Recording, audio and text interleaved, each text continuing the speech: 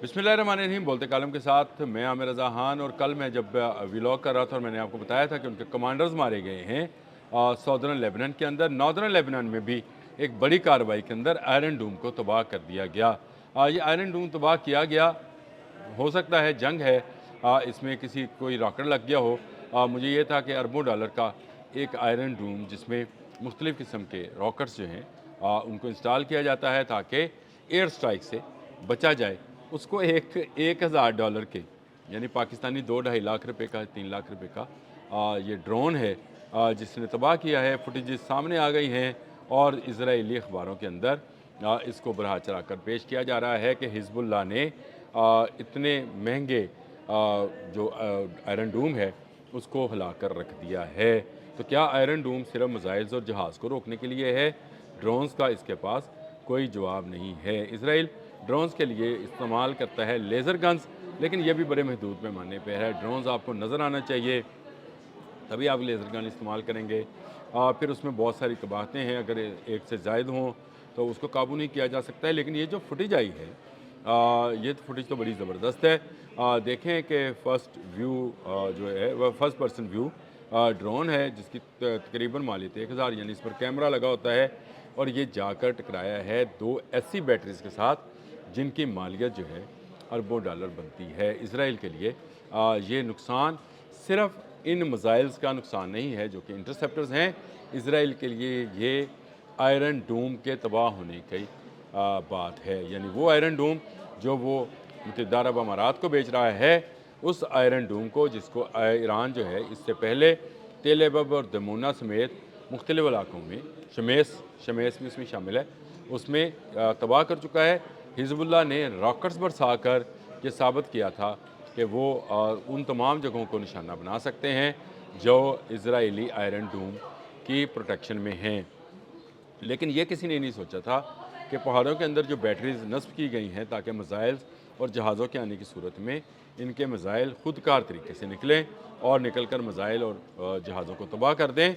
इनकी location exact होने के बावजूद, वहाँ पर हाईली रेड जोन होने के बाद, सिक्योरिटी होने के बावजूद ड्रोन आता है, और वो भी एक सस्ता ड्रोन आता है और आकर इन बैटरीज़ के साथ टकरा जाता है। पूरी मूवी है और शायद फ़िल्म हम ना लगा पाऊँ मैं, लेकिन उसकी तस्वीरें जो हैं वो लगाई जा सकती हैं ताकि आपको अंदाज़ा हो कि किस महारत के साथ इन ड्रोन्स का इस्तेमाल किया गया है।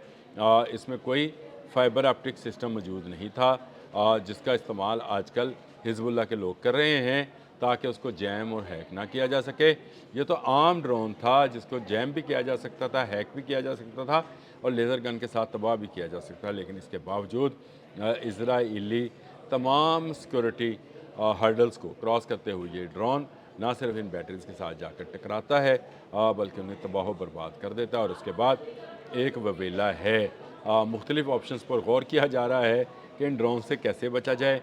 हिजबुल्लाह ने बड़ा नुकसान पहुँचा दिया है। इससे पहले ईरान ने जब 20-40 रोज़ा जंग थी उसमें बेशुमार ऐसी बैटरीज़ को तबाह किया था। इनकी ख़बरें हम आपको देते रहे हैं। ना सिर्फ इनके एरो सिस्टम को तबाह किया था बल्कि थार्ड और पेट्रियट को भी तबाह किया था। ये जो 2 बैटरीज तबाह हुई हैं ये एरो की हैं। एरो एयर डिफेंस सिस्टम है जी, जो कि इसराइल का अपना तैयार करता है और इसराइल इसको पेट्रियट से ज़्यादा पूरे एतमाद समझता है, यानी वो समझता है कि ये पेट्रियट से भी ज़्यादा अफेक्टिव हैं और ये बहुत तेज़ी के साथ हरकत करते हैं। और इसमें बारूद नहीं होता, इन मिसाइल्स के अंदर खुद का बारूद नहीं होता, ये बारूद से भरे मिसाइल के साथ या जहाज़ के साथ टकरा कर उसे तबाह कर देते हैं। बहुत ही तेज़ रफ्तार मिसाइल्स हैं, लेकिन ये मिसाइल्स के लिए ही बने हैं। ये इंटरसेप्टर्स बड़े मिसाइल्स के लिए, बैलिस्टिक्स और क्रूज़ मिसाइल्स के लिए बने हैं, बड़े जहाज़ों, जंगी जहाज़ों के लिए बने हैं। ये ड्रोन्स के लिए नहीं बनाए गए हैं। ड्रोन्स के इंटरसेप्टर्स अभी तक जो हैं दुनिया में ईजाद नहीं हुए। ज़ेलेंस्की ने कुछ ड्रोन्स बनाए थे जो तेज़ रफ्तारी के साथ ऊपर उठते हैं और आने वाले ड्रोन्स को निशाना बनाते हैं, लेकिन वो भी इतने कामयाब नहीं रहे क्योंकि रशिया ने उससे ज़्यादा तेज़ रफ्तार ड्रोन्स जो हैं गिरा कर पिछले चंद दिनों में बहुत सारी बिल्डिंग जो हैं यूक्रेन की उनको तबाह बर्बाद किया है। तो इसका मतलब है कि वो भी इतने कारआमद नहीं है। गो ज़ेलेंस्की इसको बेचने के लिए अरब ममालिक का दौरा कर चुके हैं और वो कहते हैं कि हमारे पास ड्रोन्स शाहिद 136 का तोड़ है, लेकिन अब शाहिद 136 से जब आप साइका यानी अगले ड्रोन्स की तरफ चले जाएंगे और जब आप फाइबर ऑप्टिक्स की तरफ चले जाएंगे तो आप अंदाज़ा कर सकते हैं कि दुनिया कहाँ से कहाँ जा रही है। ये मुमकिन नहीं है कि आप ड्रोन्स के हवाले से इतनी बड़ी जो है डेवलपमेंट कर लें कि उनको तबाह कर सकें। बिल्कुल आम सा ड्रोन है, तस्वीरें मैंने आपको कहा, वीडियोस तो मैं बार बार देख ही रहा हूँ। मैंने कई बार देखी, मतलब मेरा ख्याल है बीसियों बार तो देखी होगी, क्योंकि मुझे मज़ा ही इतना आ रहा था कि एक मामूली सा ड्रोन जिसकी कमालियत 2-2.5 लाख 3 लाख रुपया है, उसने अरबों डॉलर की आयरन डूम को और इसराइल के इतमाद को, एरो को तबाह बर्बाद कर दिया है। ये वो सिस्टम है जो मुत्तहिदा अरब अमारात के, मैं ये समझता हूँ कुछ अक्लमंदाना फ़ैसला नहीं है। इसका दूसरा लफ्ज़ मैं इस्तेमाल नहीं करना चाह रहा था। यूएई को नहीं लेना चाहिए, यूएई को सुलह कर लेनी चाहिए। जब आपको पता है कि आपके सामने जो मौजूद हरीफ है उसके पास एक से एक बढ़कर चीज़ें हैं और सस्ते पैमाने पर बनाई जाने वाली चीज़ें जो हैं वो बड़े पैमाने पर लगाई जाने वाले इंस्टॉलेशंस को तबाह कर सकती हैं, उन्हें बर्बाद कर सकती हैं और उनकी तबाही जो है आपको रोज़े रोशनी की तरह सामने यहाँ नज़र आती है। तो आपको एक कदम जो है पीछे हट जाना चाहिए, आपको आगे नहीं बढ़ना चाहिए। ये वो मामला है जिसको आपको ज़रूर सोचना चाहिए। मेरा ख़्याल है इसराइल को लेबनान में अपनी पेशकदमी जो है, जो कि उसकी रुक गई है, अब उसको पीछे की तरफ भागना चाहिए। ये जो बैटरीज़ लगाई गई थी मिसाइल्स के लिए या रॉकेट्स के लिए, उनको ड्रोन्स तबाह कर रहे हैं, इनके टैंक्स तबाह हो रहे हैं, इनकी बख्तरबंद गाड़ियाँ, इतनी तस्वीरें हैं, इतनी वीडियोज़ हैं इन ड्रोन्स की जो बार बार जारी कर रहे हैं। तो इसका मतलब ये है कि भारी पैमाने पर नुकसान जो है इसराइल उठाया जा रहा है, सिर्फ इस एक जो है अपनी ख्वाहिश पर कि वो लेबनान पर और ईरान पर कब्ज़ा कर ले। अमेरिका को उसने ईरान के पीछे लगा दिया, खुद वो लेबनान की तरफ चढ़ दौड़ा। ये नहीं होना।